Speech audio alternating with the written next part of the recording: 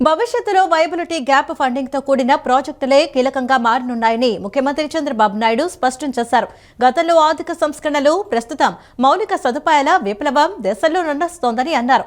ప్రభుత్వ, ప్రైవేటు భాగస్వామ్యంతో వివిధ రంగాల్లో ప్రాజెక్టులు చేపట్టి వేగంగా అభివృద్ధి చేసేందుకు అవకాశం ఉంటుందని సీఎం అన్నారు.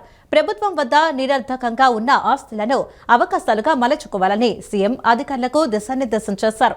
రాష్ట్రంలోని అన్ని బస్టాండ్ల వద్ద ప్రభుత్వానికి ఉన్న భూములను వాణిజ్యపరంగా వినియోగించుకునే అవకాశాన్ని పరిశీలించాలని ముఖ్యమంత్రి స్పష్టం చేశారు. పంపుడు స్టోరేజీ, సౌర విద్యుత్ ప్రాజెక్టులు కూడా పీపీపీ కింద చేపట్టేందుకు చర్యలు చేపట్టాలన్నారు. రాష్ట్రంలో ట్రిపుల్ పీ కింద చేపట్టిన ప్రాజెక్టులు, ప్రభుత్వం చేస్తున్న వ్యయం తదితర అంశాలపై ముఖ్యమంత్రి చంద్రబాబు అధికారులతో సమీక్షించారు. ప్రస్తుతం పోర్టులు, షిప్ యార్డులు, ఎయిర్పోర్టులు, పర్యాటక ప్రాజెక్టులు సహా మొత్తం 260 ప్రాజెక్టులను ట్రిపుల్ పీ కింద చేపట్టినట్లు ఆర్థిక శాఖ ఉన్నతాధికారులు ముఖ్యమంత్రికి వివరించారు. పరిశ్రమలు, మౌలిక సదుపాయాలు, పురపాలక, టూరిజం, వైద్య కళాశాలలు, రహదారులు, సౌర విద్యుత్ లాంటి రంగాల్లో 1,23,229 కోట్ల విలువైన ప్రాజెక్టులు పురోగతిలో ఉన్నాయని తెలిపారు. దీనిపై స్పందించిన సీఎం అన్ని ట్రిపుల్ పీ ప్రాజెక్టులను సస్టైనబుల్ మోడల్లో అభివృద్ధి చేయాలని, ప్రతి ప్రాజెక్టు వద్ద ఆర్థిక కార్యకలాపాలకు అవకాశం ఉండేలా చూడాలని స్పష్టం చేశారు. వివిధ ప్రాజెక్టులకు కేంద్రమిచ్చే అర్బన్ ఛాలెంజ్ ఫండ్ లాంటి వాటిని కూడా సమర్థవంతంగా వినియోగించుకోవాలని అన్నారు. పోర్టులు, ఎయిర్పోర్టులు, మౌలిక సదుపాయాల ప్రాజెక్టులను సమర్థంగా నడిపేందుకు అవసరమైన మెకానిజం సిద్ధం చేయాలని సూచించారు. కోస్టల్ టూరిజం ప్రాజెక్టులో స్థానిక మత్స్యకారులను కూడా భాగస్వాములను చేసి వారికి ప్రయోజనాలు కలిగేలా చర్యలు తీసుకోవాలని స్పష్టం చేశారు. రాష్ట్రంలోని 21 ప్రధాన దేవాలయాల వద్ద, పబ్లిక్ టచ్ పాయింట్ల వద్ద మెరుగైన మౌలిక సదుపాయాలు, ఆర్థిక కార్యకలాపాలకు అవకాశాలు కల్పించాలన్నారు. విజయవాడ, తిరుపతిలోని వేస్ట్ టు ఎనర్జీ ప్లాంట్లకు 178 కోట్ల వీజీఎఫ్ను కేంద్రం ఇస్తోందని అధికారులు ముఖ్యమంత్రికి వివరించారు. మెడికల్ కాలేజీలకు 1,468 కోట్ల వీజీఎఫ్ రానుందని, ఈ ప్రాజెక్టులు చేపట్టిన విధానంపై కేంద్ర ఆర్థిక వ్యవహారాల విభాగం ప్రశంసించిందని అధికారులు తెలిపారు. ఆంధ్రప్రదేశ్ ప్రభుత్వ ప్రైవేటు భాగస్వామ్యం వీజీఎఫ్ పాలసీ 1.0ను వచ్చే కేబినెట్ సమావేశంలో చర్చకు పెట్టాలని ముఖ్యమంత్రి ఆదేశించారు. దీనికి సంబంధించి త్వరలోనే మార్గదర్శకాలు విడుదల చేయాలని ముఖ్యమంత్రి స్పష్టం చేశారు. కేంద్ర ప్రభుత్వం అమలు చేస్తున్న వేర్వేరు విధానాలను కూడా అధ్యయనం చేయాల్సిందిగా సూచించారు. 2047 స్వర్ణాంధ్ర లక్ష్యాల మేరకు ప్రతి ఏటా ట్రిపుల్ పీ కింద 8 లక్షల కోట్లు పెట్టుబడులు వస్తాయని అధికారులు అంచనా వేశారు. రాష్ట్రంలోని విశాఖ, అమరావతి, తిరుపతి ఎకనామిక్ రీజియన్లలో పెద్ద ఎత్తున మౌలిక సదుపాయాల ప్రాజెక్టుల కింద వీటిని చేపట్టాల్సి రావచ్చని సీఎంకి వివరించారు. దీనిపై స్పందించిన CM Swarnandhra vision micro, macro లక్ష్యాలకు అనుగుణంగా ప్రాజెక్టులు చేపట్టాలన్నారు. ఎప్పటికప్పుడు లోటుపాట్లను సరిదిద్దుకుంటూ అవకాశాలను అందిపుచ్చుకోవాలని సూచించారు. భవిష్యత్తులో పరిశ్రమలకు సరఫరా చేసే నీటి ద్వారా జలవనరుల శాఖకు ఆదాయం వస్తుందని, సాగునీటి సంఘాలు కూడా ఈ ప్రక్రియలో కీలకంగా ఉంటాయన్నారు. ప్రతి ప్రభుత్వ శాఖ ఫైనాన్షియల్ ప్లాన్ను తయారు చేసుకోవాలని సీఎం స్పష్టం చేశారు. స్వల్ప, మధ్య, దీర్ఘకాలిక ప్రణాళికల ద్వారా ఆదాయ మార్గాలను నిర్దేశించుకోవాలన్నారు. ప్రభుత్వ శాఖలు పెట్టుబడిదారుల నుంచి విశ్వాసాన్ని కలిగించేలా ట్రిపుల్ పీ ప్రాజెక్టులను చేపట్టాలని సీఎం సూచించారు.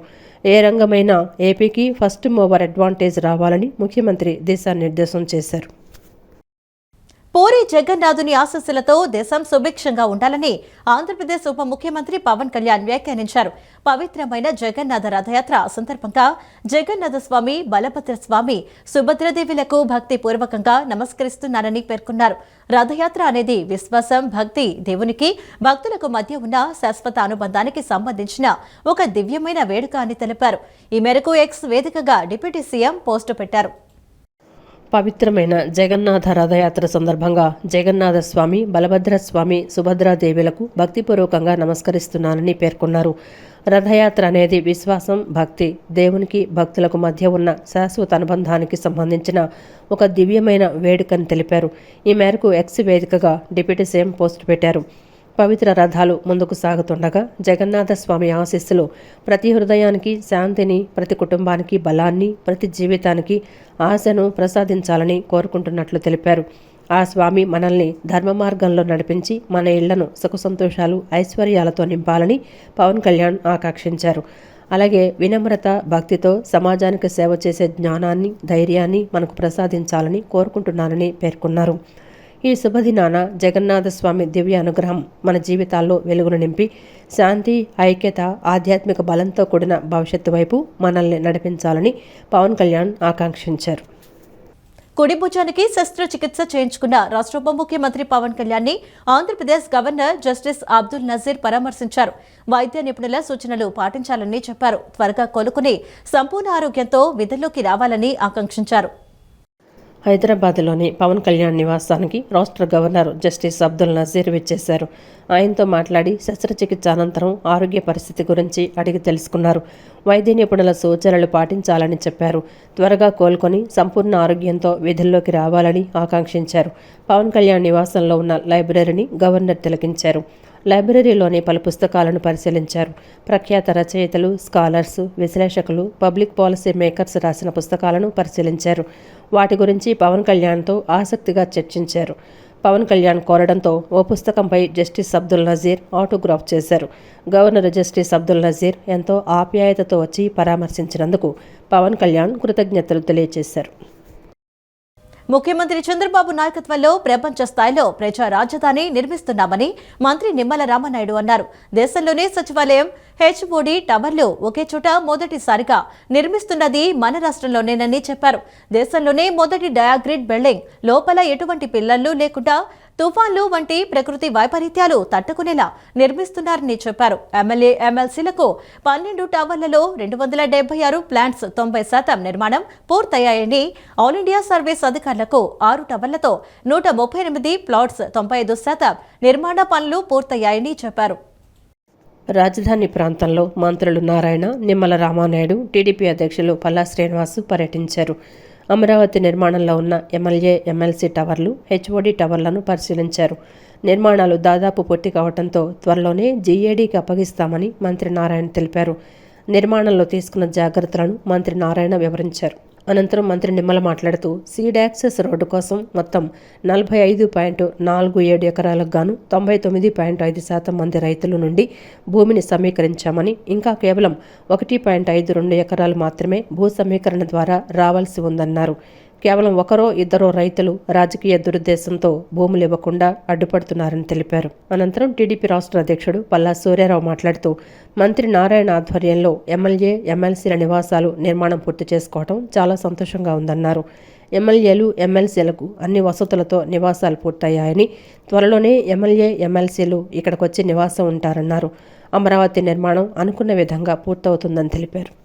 మరి ఈ రకంగా దగ్గర దగ్గర 276 ఫ్లాట్స్, పైగా అందులో మళ్ళీ ఆఫీసులతో కలిపి అదొక 8. అంటే ఈ రకంగా ఎమ్మెల్యే, ఎమ్మెల్సీలకు కానీ, అదేవిధంగా ఏదైతే ఆల్ ఇండియా సర్వీస్కి సంబంధించి ఏదైతే 6 టవర్స్ 138 ఫ్లాట్లు కానీ, అంటే ఈ రకంగా ఏ బిల్డింగ్ చూసినా కూడా నిజంగా మనం సొంతంగా నిర్మాణం చేసుకున్నా కూడా ఇంత సౌకర్యాలతోటి ఇంత సంతోషంగా జీవించేటువంటి విధంగా ఉండలేమో అనిపిస్తుంది ఈ బిల్డింగ్స్ అవి చూస్తూ ఉంటే. ఎందుకంటే ప్రతి మహిళకు కూడా ఒక సొంతింటి అనేది ఒక కళ. ఆ సొంతింటి కళను ఈవేళ శాసనసభ్యులుగా లేకపోతే శాసన మండలి సభ్యులుగా మేము ఎంతవరకు నెరవేర్చుకుంటున్నామో తెలియదు. కానీ గౌరవ ముఖ్యమంత్రి నారా చంద్రబాబు నాయుడు గారు, అదేవిధంగా గౌరవ పట్టణాభివృద్ధి శాఖ మంత్రి నారాయణ గారు ఆధ్వర్యంలో రూపుదిద్దుకున్నటువంటి ఈ ఎమ్మెల్యే, ఎమ్మెల్సీ, అదేవిధంగా మంత్రుల భవనాల్లోకి మేమందరం వస్తే నిజంగా మా ఇంటిల్లపాది మా మహిళలతో సహా అందరూ కూడా ఆనందంగా, సంతోషంగా ఇక్కడ ఉండేటువంటి విధంగా ఈ యొక్క బిల్డింగ్స్ ఉండడం అనేది చాలా సంతోషం. ఇది నారాయణ గారు రేయింబౌలు కష్టపడి ఈ సీడ్ క్యాపిటల్ ఏరియాలో ఈ టవర్స్ కంప్లీట్ చేయడం జరిగిందండి. రాబోయే మిగతా 2 సంవత్సరాల్లో అమరావతి ఈ సీడ్ క్యాపిటల్ ఏరియాని పూర్తిగా నిర్మాణం చేపిస్తామని చెప్పేసి ఈ సందర్భంగా తెలియజేస్తూ, ఒక్కసారి ఇక్కడికి వచ్చిన తర్వాత ఇవన్నీ చూసిన తర్వాత చాలా మనసులో ఒకలాంటి ఆనందం. అరే, మనం ఒక రాజధాని చేసుకుంటున్నాం. ఇప్పటికైనా సరే గత 5 సంవత్సరాలుగా రాజధాని లేనటువంటి రాష్ట్రంగా ఉన్నాం. ఇప్పుడు రాజధాని పూర్తి చేసుకుంటున్నాం ప్రజల యొక్క సహకారంతో అని ఆనందంగా ఉందండి. ఇది ఇంకా ప్రజలు మెచ్చే విధంగా ఈ రాజధానిని నిర్మాణం చేస్తామని చెప్పేసి తెలియజేస్తూ సెలవు తీసుకుంటున్నాను. ఏపీ ఖమ్మ కార్పొరేషన్ చైర్మన్ నాదెండ్ల బ్రహ్మం చౌదరి బ్రెయిన్ స్ట్రోక్ కు గురై మణిపాల్ ఆసుపత్రిలో చికిత్స పొందుతున్నారు. ఈ విషయంపై ఆంధ్రప్రదేశ్ విద్యా ఐటీ శాఖల మంత్రి నారా లోకేష్ స్పందించారు. బ్రహ్మం చౌదరి ఆరోగ్య పరిస్థితిపై ఆరా తీశారు.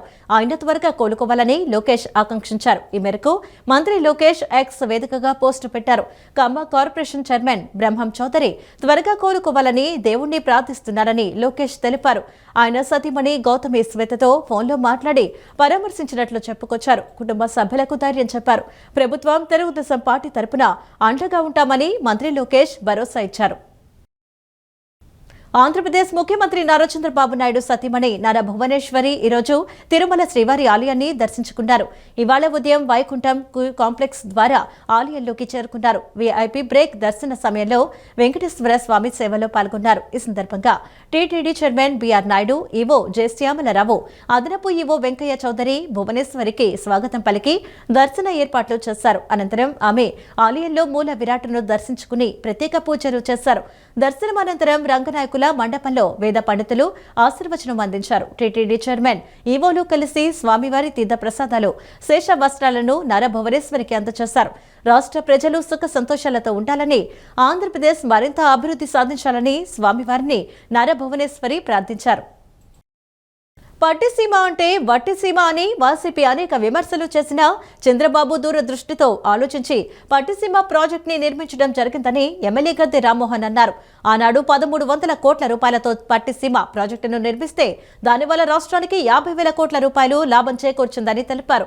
ఎల్నినో ప్రభావంతో భారతదేశం అంతా విపరీతమైన ఎండలు ఉంటాయి, వర్షాలు పడే అవకాశాలు తక్కువ, కృష్ణా నదిపై నుంచి అడుగంటుతున్నాయని, ఈ సందర్భంలో 13 లక్షల ఎకరాల కృష్ణా డెల్టాకు పట్టిసీమ ద్వారా నీళ్లు ఇస్తున్నారని అన్నారు. విజయవాడ తూర్పు నియోజకవర్గం కృష్ణలంక పోలీస్ స్టేషన్ వద్ద 17వ డివిజన్ టీడీపీ కార్యకర్తకు స్వయం ఉపాధి నిమిత్తం బడ్డీకోట్ను అందజేశారు. ఎమ్మెల్యే గద్దె రామ్మోహన్, ఎన్టీఆర్ జిల్లా టీడీపీ అధ్యక్షురాలు గద్దె అనురాధ ఈ బడ్డీకోట్ను ప్రారంభించారు.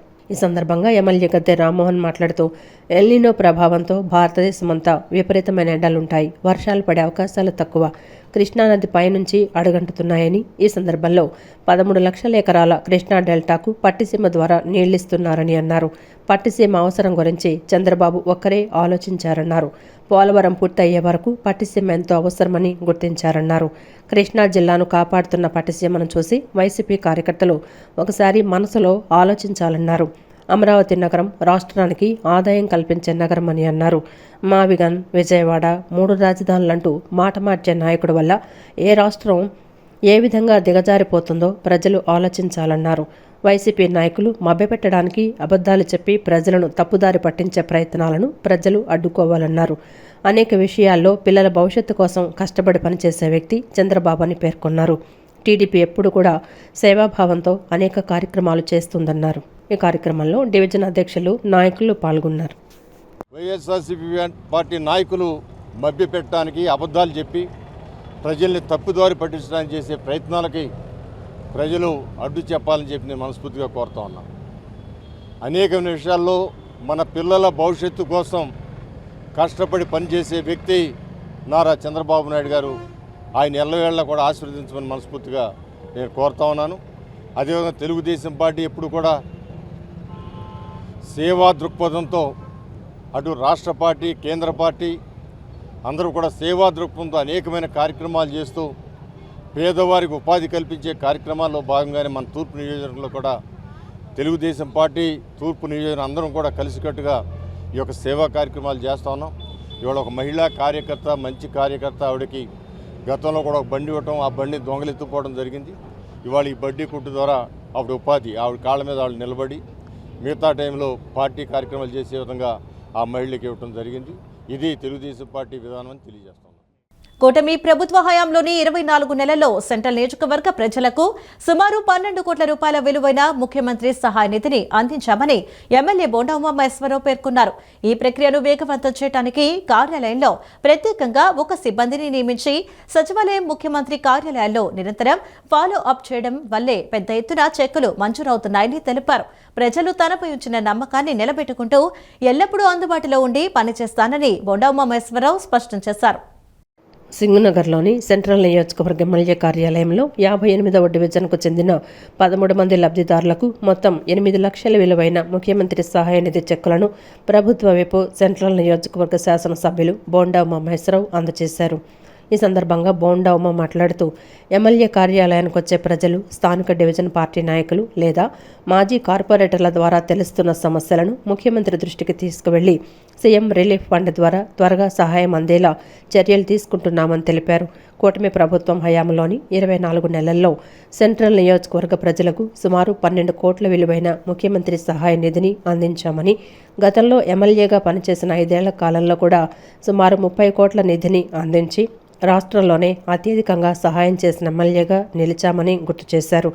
గత 5 ఏళ్లలో ప్రజలకు ఈ పథకంపై అవగాహన తక్కువగా ఉన్నప్పటికీ తాను ఎమ్మెల్యేగా ఎన్నికైన తరువాత ప్రత్యేక దృష్టి పెట్టానని వివరించారు. ఈ ప్రక్రియను వేగవంతం చేయడానికి కార్యాలయంలో ప్రత్యేకంగా ఒక సిబ్బందిని నియమించి సచివాలయం, ముఖ్యమంత్రి కార్యాలయాల్లో నిరంతరం ఫాలోఅప్ చేయటం వల్లే పెద్ద ఎత్తున చెక్కులు మంజూరవుతున్నాయని తెలిపారు. ప్రజలు తనపై ఉంచిన నమ్మకాన్ని నిలబెట్టుకుంటూ ఎల్లప్పుడూ అందుబాటులో ఉండి పనిచేస్తానని బోండా ఉమామహేశ్వరరావు స్పష్టం చేశారు. గత 2014, 2019 నేను శాసనసభ్యుడిగా ఉన్నప్పుడు ఆ రోజు కూడా 30 కోట్ల వరకు సీఎం రిలీఫ్ ఫండ్ 5 సంవత్సరాల్లో ఇవ్వటం జరిగింది. అత్యధికంగా రాష్ట్రంలో ఆ రోజు మా హయాంలోనే ఈ సెంట్రల్ నియోజకవర్గ ఎమ్మెల్యేగా ఇవ్వటం జరిగింది. గత 5 సంవత్సరాలు ముఖ్యమంత్రి సహాయ నిధి అంటేనే ఎవరికి తెలియనటువంటి పరిస్థితి.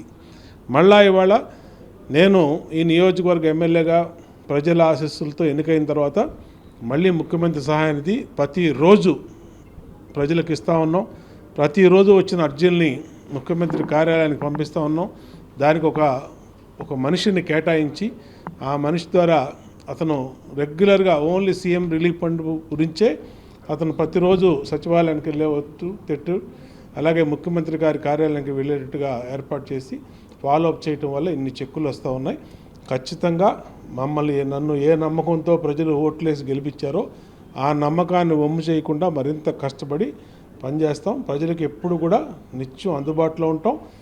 ఈ నియోజకవర్గంలో నేను ఎమ్మెల్యేగా అధికారం అనేది మాకు ఒక అలంకారం కాదు, అధికారం అనేది మాకు బాధ్యత. విజయవాడ ఇంద్రకీలాద్రిపై కొలువై ఉన్న శ్రీ కనకదుర్గమ్మ ఆలయంలో ఆషాఢ మాస సారే ఉత్సవాలు 2వ రోజున మహిళా భక్తులతో ఆలయ ప్రాంగణం కిక్కిరిసిపోయింది. ఇరు తెలుగు రాష్ట్రాల నుంచి వేలాది మంది భక్తులు పసుపు, కుంకుమ, గాజులు, చీరలు, సారె సంబరాలతో అమ్మవారిని తమ ఇంటి ఆడపడుచుగా భావిస్తూ ఇంద్రకీలాద్రికి తరలివచ్చారు. తెలుగింటి ఆడపడుచుగా ఆరాధించే కనకదుర్గమ్మ అమ్మవారికి ఆషాఢసారి సమర్పించేందుకు వస్తున్న భక్తుల రాకతో ఇంద్రకీలాద్రి కిక్కిరిసింది.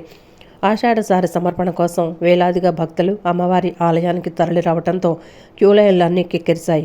బృందాలుగా అమ్మకు సారి సమర్పించేందుకు తరలి వస్తున్న భక్తులు గణనీయంగా పెరుగుతున్నారు. ఆషాఢసారి సమర్పించేందుకు వస్తున్న భక్తులు అమ్మవారి దర్శనానంతరం ఆలయ ప్రాంగణంలోని మహామండపం 6వ అంతస్తులో ప్రత్యేకంగా ఏర్పాటు చేసిన అమ్మవారి ఉత్సవ విగ్రహం వద్ద ప్రత్యేక పూజలు నిర్వహించి అమ్మవారికి భక్తి శ్రద్ధలతో సారిని సమర్పిస్తున్నారు. భక్తులకు అదనపు సౌకర్యాలుగా ఆదివారం ఇంద్రకీలాద్రిపై భక్తుల రద్దీ పెరిగిన నేపథ్యంలో ఆలయ అధికారులు భక్తుల కోసం అదనపు సౌకర్యాలు ఏర్పాటు చేశారు. తెల్లవారుజాము నుండే భక్తుల రాక గంటకు పెరుగుతున్న పరిస్థితుల్లో క్యూలైన్లలో భక్తులకు ఎటువంటి ఇబ్బందులు లేకుండా ముందస్తు చర్యలు తీసుకున్నారు. భక్తుల రాకను ముందుగానే అంచనా వేసిన అధికారులు సామాన్య భక్తులకు శీఘ్ర దర్శనం కలిగేలా ఏర్పాట్లు చేశారు. ఎండ తీవ్రత నుండి ఉపశమనం కలిగించేందుకు భక్తులు తిరుగుతున్న ప్రాంతాల్లో ప్రత్యేక కార్పెట్లు వేయటంతో పాటు చల్లని నీటిని చల్లి కాళ్లు కాలకుండా ఏర్పాట్లు చేస్తున్నారు. భక్తుల రద్దీ దృష్ట్యా దేవస్థానంలోని అన్ని విభాగాలకు చెందిన అధికారులు, సిబ్బంది అందరూ సమన్వయంతో అన్ని ప్రాంతాలలో భక్తులకు ఎటువంటి ఇబ్బందులు లేకుండా విధులు నిర్వహిస్తున్నారు. కుంకుమలతో, మేళతాళాలతో అమ్మవారికి చల్లిమిడి పెట్టి ఆషాఢం సారి తీసుకుని వచ్చాము. ఎంతో అంగరంగ వైభవంగా ఈ ఆషాఢం సారే జరిగింది. మేము గుడి లోపల కూడా లోపల దర్శనం కూడా చేసుకున్నాం. అమ్మవారు చాలా అద్భుతంగా మమ్మల్ని దీవించి ఎంతో సంతోషంతో మేము తిరిగి వెళ్తున్నాము. ఓం శ్రీ మాత్రే నమః. గత 4 సంవత్సరాల నుంచి మేము అమ్మవారికి సారి తీసుకొస్తున్నామండి. చాలా బాగా జరుగుతోంది. ఇక్కడ ఆలయ సిబ్బంది కూడా మాకు చక్కగా ప్రోత్సహించారు. అమ్మవారి దర్శనం అంతా బాగా జరిగింది. అందరం కలిసి అమ్మవారిని వేడుకున్నాము. జై భవాని. మేము చీర కూడా భారీ ఎత్తున 15,000 పెట్టి మేమందరం కలిసి మహిళలందరం కలిసి 15,000 రూపాయలు పెట్టి చీర కొంటామమ్మా. మేము అట్లా ప్రతి 4 ఏళ్ల నుంచి చేసుకుంటాం. ప్రతి బ్రహ్మాండంగా చక్కగా మమ్మల్ని దర్శనమే కానీ ఏదైనా సరే బాగా మా మహిళలందరూ కూడా బాగా మాతో పాటు ప్రోత్సహించి బాగా చేసుకుంటాం అండి. అది ఇందిరా ఎన్క్లేవ్ మహిళలకి జై భవానీ, జై భవానీ అండి. మేము ఇందిరా ఎన్క్లేవ్ అయోధ్య నగర్ నుండి వచ్చామండి. అమ్మవారికి ప్రతి సంవత్సరం సారి సమర్పణ చేస్తున్నామండి. ఇలాగే మహిళా మనులు 100 మంది దాకా వస్తామండి. అందరము సామూహికంగా వచ్చి అందరూ అమ్మవారికి ప్రతి సంవత్సరం సారి సమర్పణ చేస్తున్నామండి. అమ్మవారి దయా దాక్షిణ్యాలు ఎప్పుడు మా వంద ఇట్లా ఉండాలని కోరుకుంటున్నామండి. జై భవానీ, జై దుర్గా భవానీ. రాష్ట్రంలోని బీసీ సంక్షేమ వసతి గృహాల్లో నెలకొన్న సమస్యలను పరిష్కరించాలని జాతీయ బీసీ సంక్షేమ సంఘం రాష్ట్ర అధ్యక్షుడు ఆవుల నరసింహారావు ప్రభుత్వాన్ని డిమాండ్ చేశారు. 3 ఏళ్లలో ధరలు 4 రెట్లు పెరిగినా గత ప్రభుత్వం 2023లో నిర్ణయించిన మెస్ ఛార్జీలనే ఇప్పటికీ కొనసాగించడం అన్యాయమన్నారు. బీసీల ఓట్లతో అధికారంలోకి వచ్చిన కూటమి ప్రభుత్వం బీసీ రక్షణ చట్టాన్ని తేవాలని, స్థానిక సంస్థల ఎన్నికల్లో బీసీ రిజర్వేషన్లను 44% పెంచిన తర్వాతే ఎన్నికలు జరపాలని స్పష్టం చేశారు. రాష్ట్రంలోని బీసీ సంక్షేమ వసతి గృహాల్లో నెలకొన్న సమస్యలను పరిష్కరించాలని డిమాండ్ చేస్తూ జాతీయ బీసీ సంక్షేమ సంఘం ఆధ్వర్యంలో విజయవాడ ధర్నా చౌక్ వద్ద మహాధర్నా నిర్వహించారు. ఈ నిరసనలో సంఘం ప్రతినిధులు, కాంగ్రెస్ నాయకులు పాల్గొని విద్యార్థుల మెస్ ఛార్జీల పెంపు, వసతుల కల్పనపై ప్రభుత్వాన్ని నిలదీశారు. ఈ సందర్భంగా జాతీయ బీసీ సంక్షేమ సంఘం రాష్ట్ర అధ్యక్షుడు ఆవుల నరసింహారావు మాట్లాడుతూ 3 ఏళ్లలో ధరలు 4 రెట్లు పెరిగినా గత ప్రభుత్వం 2023లో నిర్ణయించిన మెస్ ఛార్జీలనే ఇప్పటికీ కొనసాగించడం అన్యాయమన్నారు. బడ్జెట్లో ప్రకటించిన 10% పెంపు ఏమాత్రం సరిపోదని కనీసం 25% పెంచాలని డిమాండ్ చేశారు. బీసీల ఓట్లతో అధికారంలోకి వచ్చిన కూటమి ప్రభుత్వం బీసీ రక్షణ చట్టాన్ని తేవాలని, స్థానిక సంస్థల ఎన్నికల్లో బీసీ రిజర్వేషన్లను 44% పెంచిన తర్వాతే ఎన్నికలు జరపాలని స్పష్టం చేశారు. అలాగే బీసీ సప్లాన్ నిధుల మళ్లింపును ఆపాలని, అవుట్సోర్సింగ్ సిబ్బందిని రెగ్యులరైజ్ చేయాలని డిమాండ్ చేస్తూ సమస్యలు పరిష్కరించుకుంటే గ్రామాన ఉద్యమిస్తామని హెచ్చరించారు. అనంతరం జాతీయ బీసీ సంక్షేమ సంఘం విజయవాడ నగర అధ్యక్షుడు సీరం నాగమల్లేశ్వరరావు మాట్లాడుతూ విజయవాడలోని 7 బీసీ హాస్టళ్లలో తాము పరిశీలన చేశామని, విద్యార్థులకు నెలకు కేవలం 1600 రూపాయల మెస్ ఛార్జీలుగా ఇవ్వటం దారుణమన్నారు. హాస్టళ్లలో సరైన భోజనం, ఫ్యాన్లు వంటి కనీస సౌకర్యాలు కరువయ్యాయని, దీనిపై విద్యాశాఖ మంత్రి నారా లోకేష్ తక్షణమే స్పందించి వసతులు కల్పించాలని డిమాండ్ చేశారు. మీరు సంక్షేమం పట్ల దూరం అవుతా ఉన్నారు. క్రమంగా బలహీన వర్గాలందరూ కూడా 56% పైబడిన బీసీలందరూ కూడా మిమ్మల్ని నమ్మి ఓటు ఇవ్వడం జరిగింది. తద్వారానే మీరు అధికారాన్ని కైవసం చేసుకున్నారు. కనీసం బీసీలకు చేయాల్సినటువంటి న్యాయమైనటువంటి డిమాండ్లు ఈ రోజు కూడా సాధించటం లేదు. మీరు ఎన్నికల ప్రణాళికలో ఇచ్చిన హామీకి అనుగుణంగా మేము అధికారం చేపట్టిన తక్షణమే ఈ రాష్ట్రంలో బీసీ రక్షణ చట్టం తీసుకొస్తా ఉన్నారు. మరి 2.5 సంవత్సరంగా వస్తూ ఉంది మీరు అధికారాన్ని చేపట్టి కూటమి ప్రభుత్వం. నేటికి కూడా ఆ దిశగా అడుగు ముందుకు వేయటం లేదు. నిమ్మకు నీరెత్తినట్టున్నారు. స్థానిక సంస్థ ఎన్నికల్లో గత ప్రభుత్వం దుర్మార్గంగా 34% ఉన్నటువంటి రిజర్వేషన్ 24% తీసుకొచ్చారు. మేము అధికారాన్ని చేపట్టిన మరుక్షణమే ఈ రాష్ట్రంలో లోకల్ బాడీ ఎన్నికల్లో 34% రిజర్వేషన్లు తీసుకొస్తా ఉన్నారు. వాటి ప్రస్తావనే లేదు. దాన్ని ప్రస్తావించకుండానే మీరు సర్పంచ్, ఎంపీటీసీ, జడ్పీటీసీ 40% పెంచి వర్కులు కేటాయిస్తూ ఉన్నారు. కానీ 1600 రూపాయలు పోస్ట్ మెట్రిక్ విద్యార్థులకి నెలకిచ్చి సర్దుకోమంటే అది సాధ్యం కాని విషయం. ఎందుకు చెప్తున్నామంటే ఆ హాస్టల్లో గాలి వెలుతురు ఉండదో, తాగునీరు ఉండదో, కప్పుకోవటానికి దుప్పట్లు ఉండవు, బెడ్స్ లేవు, బెడ్స్ ఉంటే మంచాలు ఉండవు, మంచాలు ఉంటే బెడ్స్ లేనివైనా కనపడతా ఉంది. మేమేం చెప్తున్నామంటే ఈ ప్రభుత్వానికి ఏమాత్రం చర్చిస్తున్నా బీసీ విద్యార్థులు విదేశీ చదువుకి డబ్బులు ఇవ్వటంలా. ఇదివరకు ఫారిన్ పండుగ 20 లక్షలు 10 లక్షలు ఇచ్చేవాళ్ళు. అలాగే ఒక్కొక్క పిల్లలు ఇంటర్ ఫస్ట్ ఇయర్ నుంచి పీజీ దాకా పిల్లలు చదువుకుంటూ కాలేజీలకు వెళ్తే ఈవినింగ్ వచ్చేటప్పటికి ఎంత బాధాకరం ఉందంటే ఆ హాస్టల్ చూసేటప్పటికి అంత బాధాకరంగా ఉంది. ప్రైవేట్ హాస్టల్ పెట్టి, ప్రైవేట్ బిల్డింగ్లు పెట్టి పిల్లలకి అస్సలు ఏ సౌకర్యాలు అసలు ఏమీ లేవు. 1600 రూపాయలతో ఒక స్టూడెంట్ మధ్య బతకగలడా? బతకలేడు. అన్నా క్యాంటీన్ కానీ లేకపోతే వీళ్ళు చక్క పొద్దున్న టిఫిన్, మధ్యాహ్నం భోజనం, రాత్రి భోజనం జరుగుతుంది. పిల్లలకి అదేం దొరకట్లే. దయచేసి మాత్రం ఉన్న విద్యాశాఖ మంత్రి గారికి మనవి చేస్తుందండి, ఒక బీసీ అధ్యక్షుడిగా విజయవాడ సిటీగా దయచేసి మా బీసీ హాస్టల్కి అన్ని సౌకర్యాలు కల్పించండి. బీసీ హాస్టల్ని పెంచండి. బీసీ ఓట్లతో గెలవడం కాదు, మాతో ఇది మనవి చేస్తున్నాం. అనంతరం సంఘం మహిళా అధ్యక్షురాలు డి పద్మ యాదవ్ మాట్లాడుతూ ప్రస్తుత ధరలకు అనుగుణంగా విద్యార్థులకు నెలకు కనీసం 2,000 రూపాయల చొప్పున మెస్ ఛార్జీలు అందేలా చూడాలని ప్రభుత్వాన్ని కోరారు. ఈరోజు విజయవాడలో ధర్నా చౌక్ నందు పీసీ హాస్టల్స్ పైన వాళ్ళ మెస్ ఛార్జీల పైన ధర్నా చేయడం జరుగుతుంది. పీసీ హాస్టల్లో పిల్లలకు చాలా అన్యాయం జరుగుతుంది. ఏ సౌకర్యాలు లేవు. కనీసం వాళ్ళు తినే తిండి పైన కూడా సరైన ఛార్జీలు లేకుండా నెలకు 1,600తో సర్దుకొని పోవాలంటే రోజుకు 50-60 రూపాయలు కూడా పడదు. దానిపైన ఆలోచించి తక్షణమే 25% పెంచాలని, కనీసము నెలకు 2,000 రూపాయలైనా వాళ్లకు మెస్ ఛార్జీలు అందే విధంగా చేయాలని ప్రభుత్వాన్ని కోరుతూ ఈ పొద్దు ఈ ధర్నా కార్యక్రమాన్ని ఏర్పాటు చేయడం జరిగింది.